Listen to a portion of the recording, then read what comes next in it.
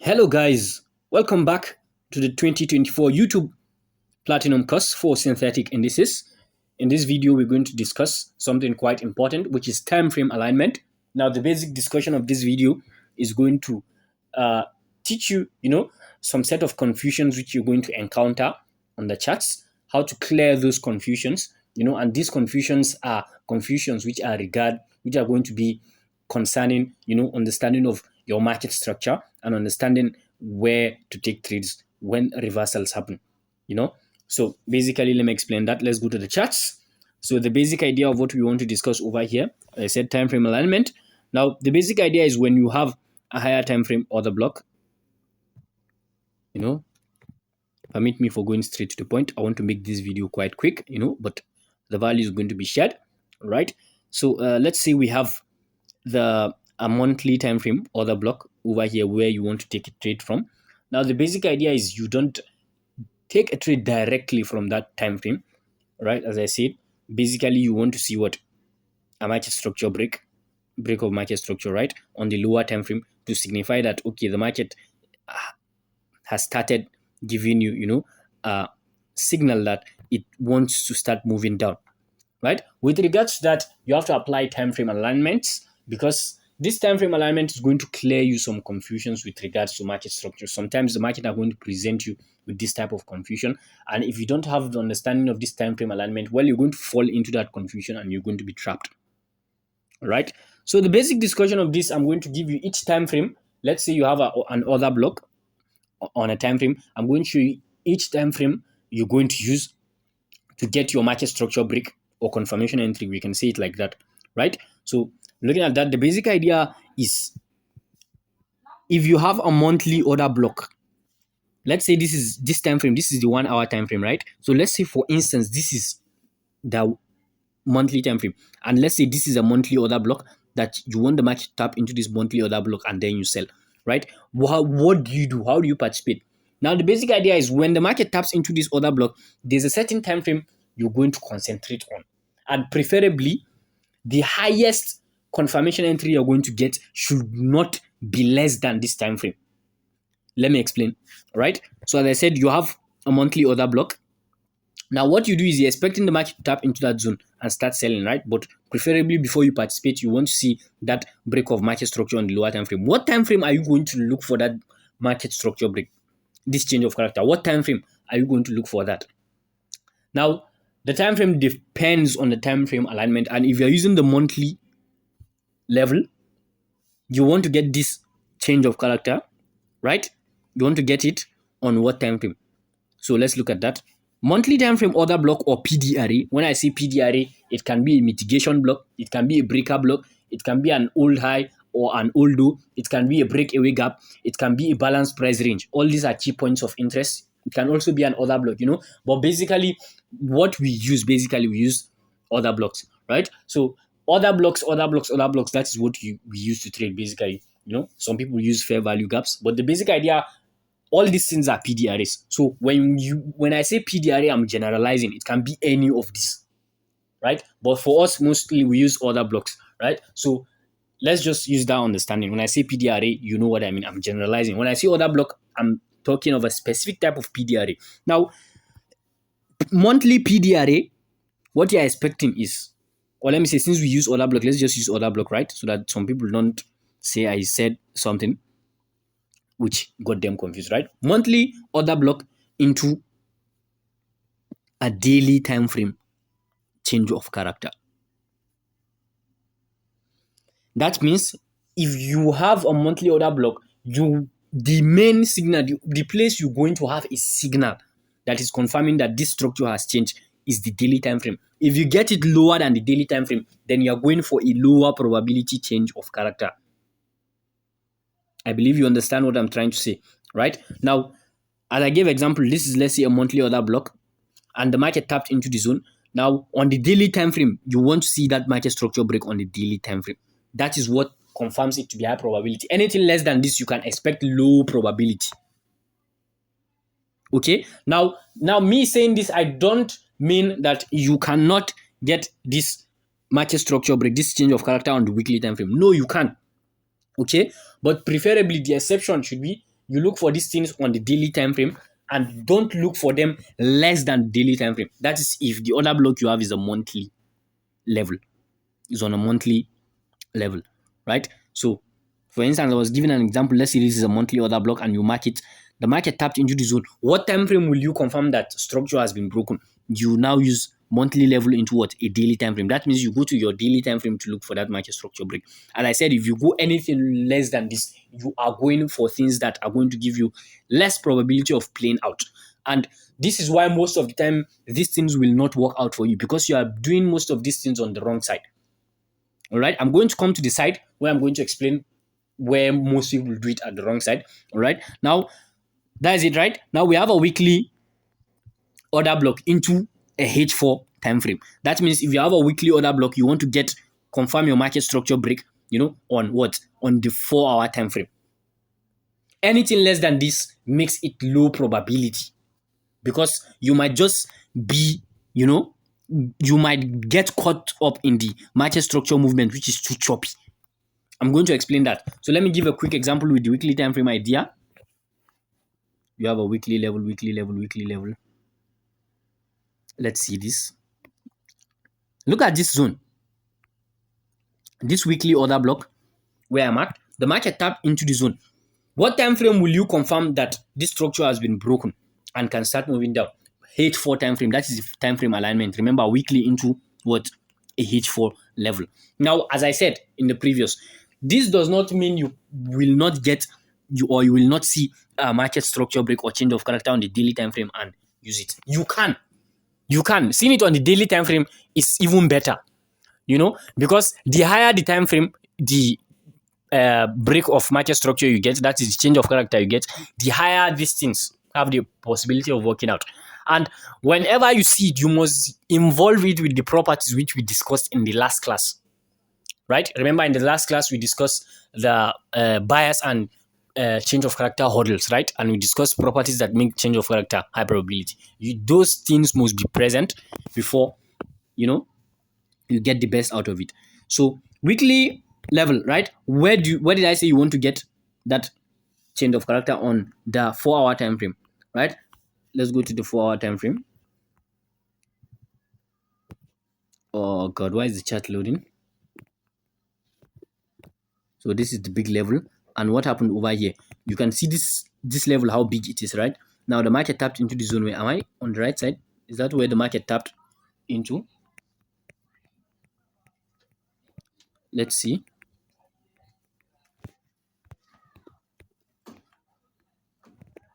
Okay, I think I lost the zone. Let's go back. Okay, this is the zone. H4 time frame. Okay, this is it. So the market tapped into the zone, right? So what are you expecting? You're expecting that break of market structure. Sorry, the chart is loading. I don't know what is wrong. Right? So this is what we have. You can see now, where did I say you're expecting your market structure break? H4 time frame. And preferably, you want to get something like this over here. And you can see the market structure was only violated over here. Now you can use this, right? Because, well, it's part of the time frame alignment. You have a weekly order block. Where do you want to see that break of market structure? You want to see it on the 4-hour time frame. Now, if you get it on the 4-hour time frame, if the market is coming into this zone, you can use a lower time frame. I won't be teaching that exactly directly in this video, but I'm going to teach you indirectly, so you pay attention. I don't want to just give you everything. You have to do a little bit of thinking also. So that is the basic idea. Let's see. So that's just basic idea. Let me show you another one quickly. What chart will I go to? I think I have an example. Weekly time frame. Look at this weekly level. Look at this weekly order block. The market tapped into this zone. Let's say you want to sell. How do you start the idea that you want to sell? You want to see a break of market structure, that change of character on the H4 time frame, right? And where is that zone? Beautiful. You can see the zone. That this is the weekly level. The market tapped into the zone on the 4-hour time frame. And what do you have? You had your break of market structure over here, which is clean, right? It was a quite clean one, So basically, you can expect the market to dip into this zone and sell. Unfortunately, it did not come back. It happens like that sometimes, It happens like that. So that is the basic idea with this time frame alignment. So I've taught you two of them now. I've said monthly order block into a daily level, right? Weekly order block into a H4. Now, daily time frame, where do you look for your change of character? You look for it on the H1 time frame. You don't go less than the H1 time frame, or else you might get chopped up. You might get, confused, or you might get mark the wrong change of character in the messy movement of the market structure and all that. So daily time frame into H1 level. Let's look at that quickly. Let's go back to 50. Basic example of this on this time frame. Look at this zone over here, this order block that was created. The market tapped into the order block over here and sold, right? So let's look at what H1 time frame. That doesn't mean you won't get it on the H4. Sometimes you see it on the H4, but the basic idea I'm trying to pass with the time frame alignment is, please don't go less than the H4. Sometimes, please don't go less than the H1, sorry, right? Since this is a daily level, don't go less than the H1 because you might get trapped in the choppy movement, So this is the level. The market tapped into the zone. When the market tapped into the zone, I think this is the level, moved the zone a little bit over here, and you had your break of market structure, the change of character. These levels were taken out. It has the properties, leaving an imbalance, impulsive candle movement, right? And you can see if you draw it to this level, this is an order block on the higher time frame entirely, and you can see the market tapped into that zone and sold off, right? So that is the basic idea. Now this, if you ignore this class, anything you see with regards to taking confirmation entries, you are in trouble. Because most of the time you wonder why these things are not working for you. And the problem is you're working with the wrong time frames. The time frame you are using, the distance is too much. Some people use a daily order block level and they will be looking for confirmation entry on the M15. It's not done like that. Instead, you reserve this things, a daily level into a H1 level, or you even see a H4 is okay, but as I said, don't go less than the H1. Why? Because you might get chopped up. Now I'm going to show you a little bit in a while why you shouldn't go less than the H1. Can you see this break of market structure tapped into the order block and sold? Right? So now let's go to, this is a daily level we marked, right? Now the reason I said you shouldn't go less than the H1, now you see this is the H1. You can see how the market structure is. You got your market structure break over here, your change of character over here, and it was respected. Immediately the market came back, right? Now let's go to the M30. Forgive me, I don't know why the charts are loading. Seems the network is not too good, right? Let's see. Well, on this one, the movement is not too clear. It seems almost the same thing with what we have on the H1, right? But no problem. I'm going to show you another example. Let's leave that. What I want to show you is not there. Let's look for another one quickly. Look at this zone, this order block. The market tapped into it over here. Daily time frame. What time frame alignment are you using? H1.